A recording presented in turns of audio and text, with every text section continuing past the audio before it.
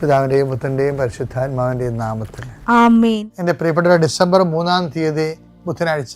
അമ്മേ പരിശുദ്ധ അമ്മേ, അമ്മേ പരിശുദ്ധ ദൈവമാതാവേ, കൃപാസനത്തിലൂടെ ഞങ്ങൾക്കും ഞങ്ങളുടെ ദേശത്തിനും അമ്മ മധ്യസ്ഥം തേടി തന്ന എല്ലാ അനുഗ്രഹങ്ങൾക്കും കൃപകൾക്കും ഞങ്ങളിപ്പോൾ ഹൃദയം നിറഞ്ഞ നന്ദി പറയുന്നു.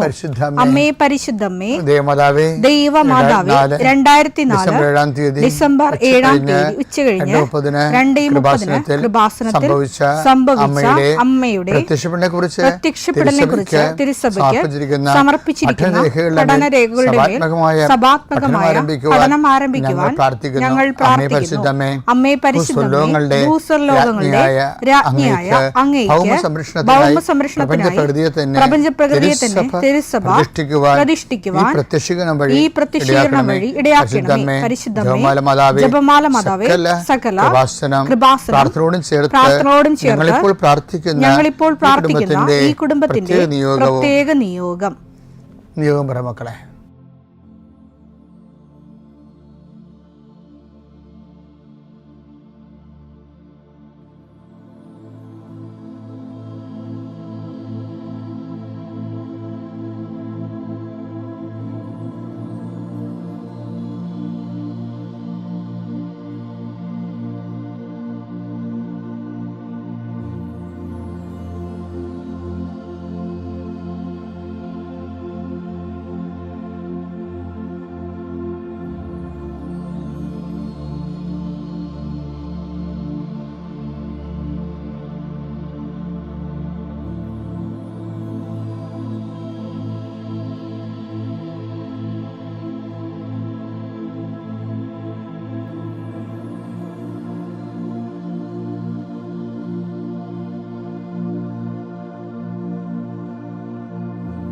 അമ്മയുടെ പ്രത്യക്ഷീകരണത്തിന്റെ ഈ അനുഗ്രഹവേളയിൽ ഞങ്ങൾക്ക് സാധിച്ചു തരുവാൻ കനിയണമേ. ആമേൻ. വിശ്വാസ പ്രമാണം. സർവശക്തനായ പിതാവും ആകാശത്തിന്റെയും ഭൂമിയുടെയും സൃഷ്ടാവുമായ ദൈവത്തിൽ ഞാൻ വിശ്വസിക്കുന്നു. അവിടുത്തെ ഏകപുത്രനും ഞങ്ങളുടെ കർത്താവുമായ ഈശോ മിശിഹായിലും ഞാൻ വിശ്വസിക്കുന്നു. ഈ പുത്രൻ പരിശുദ്ധാത്മാവിനാൽ ഗർഭസ്ഥനായി കന്യകാമറിയത്തിൽ നിന്ന് പിറന്ന് പൊന്തിയോസ് പീലാത്തോസിന്റെ കാലത്ത് പീഡകൾ സഹിച്ച് കുരിശിൽ തറയ്ക്കപ്പെട്ട് മരിച്ച് അടക്കപ്പെട്ട് പാതാളങ്ങളിൽ ഇറങ്ങി മരിച്ചവരുടെ ഇടയിൽ നിന്ന് 3-ാം നാൾ ഉയർത്ത് സ്വർഗത്തിലേക്ക് എഴുന്നള്ളി സർവശക്തിയുള്ള പിതാവായ ദൈവത്തിന്റെ വലതുഭാഗത്തിരിക്കുന്നു. അവിടെ നിന്ന് ജീവിക്കുന്നവരെയും മരിച്ചവരെയും വിധിക്കുവാൻ വരുമെന്നും ഞാൻ വിശ്വസിക്കുന്നു.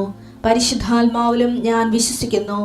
വിശുദ്ധ കത്തോലിക്കാ സഭയിലും പുണ്യവാന്മാരുടെ ഐക്യത്തിലും പാപങ്ങളുടെ മോചനത്തിലും ശരീരത്തിന്റെ ഉയർപ്പിലും നിത്യമായ ജീവിതത്തിലും ഞാൻ വിശ്വസിക്കുന്നു. ആമേൻ. സുഖസ്ഥനായ ഞങ്ങളുടെ പിതാവേ, അങ്ങയുടെ നാമം പൂജിതമാകണമേ. അങ്ങയുടെ രാജ്യം വരണമേ. അങ്ങയുടെ തിരുമനസ് സ്വർഗത്തിലെ പോലെ ഭൂമിയിലും ആകണമേ. അന്നു വേണ്ടുന്ന ആഹാരം ഇന്ന് ഞങ്ങൾക്ക് തരണമേ. ഞങ്ങളോട് തെറ്റ് ചെയ്യുന്നവരോട് ഞങ്ങൾ ക്ഷമിക്കുന്നത് പോലെ ഞങ്ങളുടെ തെറ്റുകൾ ഞങ്ങളോടും ക്ഷമിക്കണമേ. ഞങ്ങളെ പ്രലോഭനത്തിൽ ഉൾപ്പെടുത്തരുതേ, തിന്മയിൽ ഞങ്ങൾ രക്ഷിക്കണമേ. ആമേൻ. നന്മ നിറഞ്ഞ മറിയമേ, സ്വസ്തി. കർത്താവ് അങ്ങയുടെ കൂടെ സ്ത്രീകളിൽ അങ്ങ് അനുഗ്രഹിക്കപ്പെട്ടവളാകുന്നു. അങ്ങയുടെ ഉദരത്തിൻ ഫലമായി ഈശോ അനുഗ്രഹിക്കപ്പെട്ടവനാകുന്നു. പരിശുദ്ധ മറിയമേ, തമ്പുരാന്റെ അമ്മേ, പാപികളായ ഞങ്ങൾക്ക് വേണ്ടി ഇപ്പോഴും ഞങ്ങളുടെ മരണസമയത്തും തമ്പുരാനോട് അപേക്ഷിക്കണമേ. ആമേൻ. കർത്താവേ, നിന്റെ ഉന്നതമായ നാമത്തിന് സ്വസ്ഥം ചെയ്യുന്നു. കർത്താവേ, നിന്റെ വിശുദ്ധ പൗരോഹിത്യത്തെ മഹത്വപ്പെടുത്തണമേ. കർത്താവേ, സഭയിലുള്ള സാന്നിധ്യം ദൃഢമാക്കണമേ. 39 വർഷം ഞാൻ അർപ്പിച്ച കൃപാന്റെ യുഗതിയായി കൃപാസ്ഥാന ജീവനോടെ പ്രത്യക്ഷപ്പെട്ട മാതാവിന്റെ മാധ്യസ്ഥയിൽ അത്താറയിൽ നടന്ന 10,000-കണക്കിന് ആരാധന ശക്തിയാൽ കർത്താവ് ഇന്ന്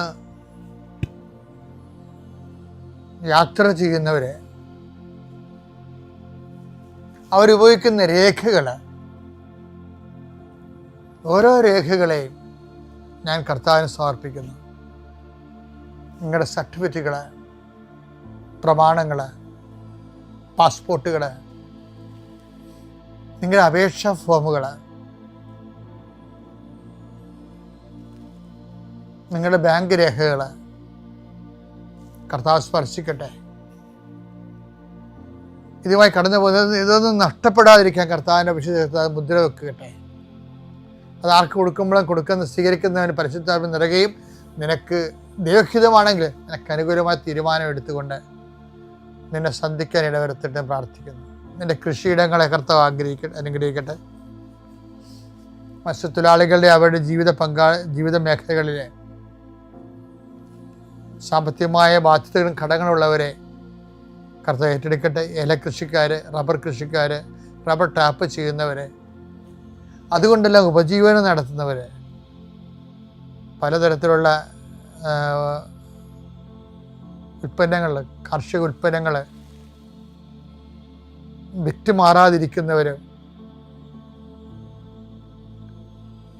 അത് വിറ്റുമാറിയില്ലെങ്കിൽ ജീവിത കാര്യങ്ങൾ നിറവേറാതെ തടസ്സപ്പെട്ട് കിടക്കുന്നവരെ ഈശോ നാമത്തെ ആശീർവദിക്കുന്നു.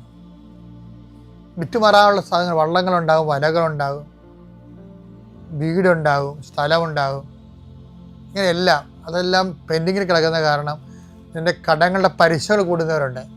കർത്താവേ, ഞാൻ അവരെ കൃപാസ്ഥാനത്താരെ ജീവനോടെ പ്രത്യക്ഷപ്പെട്ട അപ്പം മാതാവിൻ്റെ പ്രത്യക്ഷീകരണ ദിനങ്ങൾ അനുസ്മരിക്കുന്ന ഈ വലിയ അനുഗ്രഹത്തിൻ്റെ കാലഘട്ടത്തിൽ മാതാവിൻ്റെ പ്രത്യക്ഷീകരണത്തിൻ്റെ ആ അടിസ്ഥാനത്തിൽ യേശുവിൻ്റെ നാമത്തിൽ ഞാൻ മക്കളെ ആശീർവദിക്കുന്നു. ഇതേ പിതാവും പുത്രനും പരിശുദ്ധാത്മാവിനെ നീക്കുവാമേ. എൻ്റെ പ്രിയപ്പെട്ടവരെ, നമ്മളെ ദൈവമായിട്ടുള്ള ഒരു മെറ്റീരിയൽ ട്രാൻസാക്ഷൻ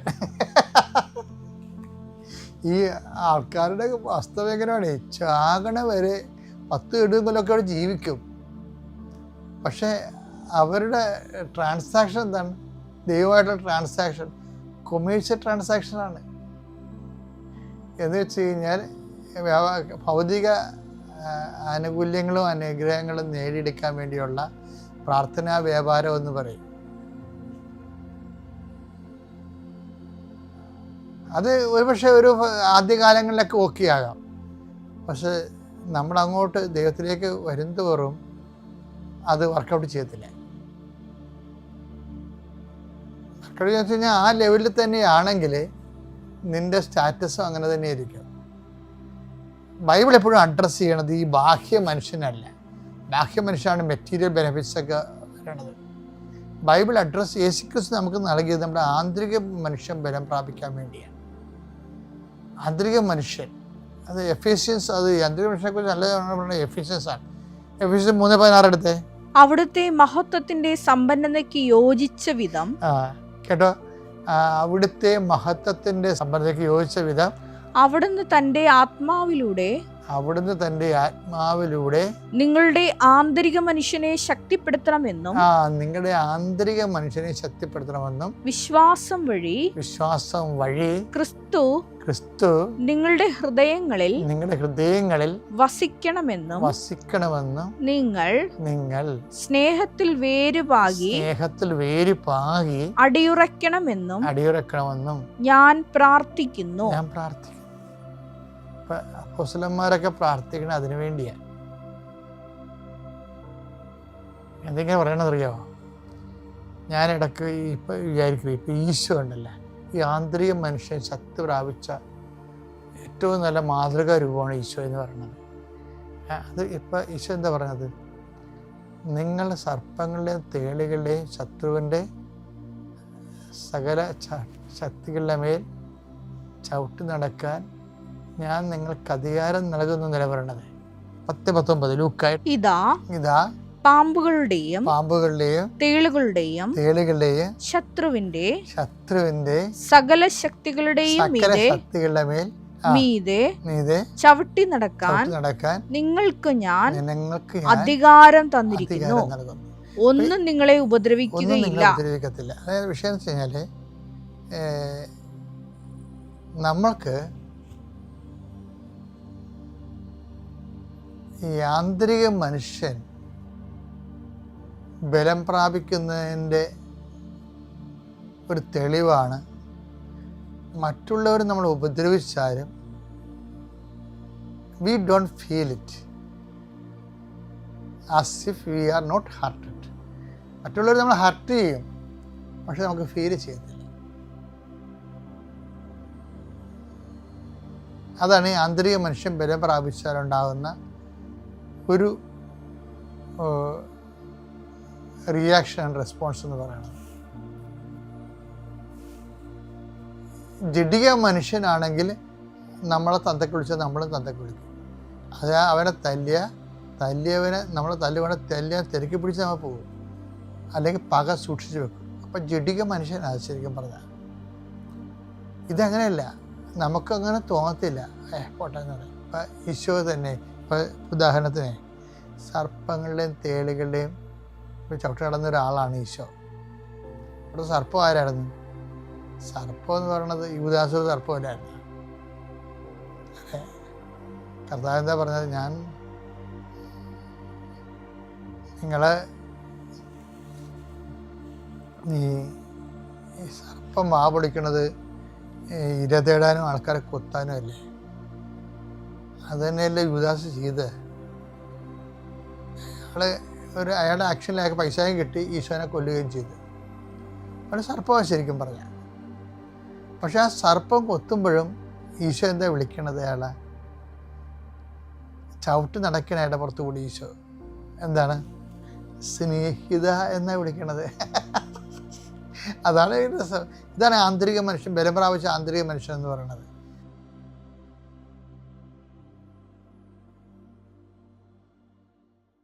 അത്യപൂർവ ദൈവാനുഭവങ്ങൾ ഇനി നിങ്ങൾക്കും സ്വന്തം. ഈ യൂട്യൂബ് ചാനൽ ഇതുവരെ സബ്സ്ക്രൈബ് ചെയ്തിട്ടില്ലെങ്കിൽ ഇപ്പോൾ തന്നെ സബ്സ്ക്രൈബ് ചെയ്യുക. ഈ വീഡിയോ ഇപ്പോൾ തന്നെ നിങ്ങളുടെ സുഹൃത്തുക്കൾക്ക് ഷെയർ ചെയ്തുകൊണ്ട് കർത്താവിൻ്റെ പ്രേക്ഷിതരാകുക.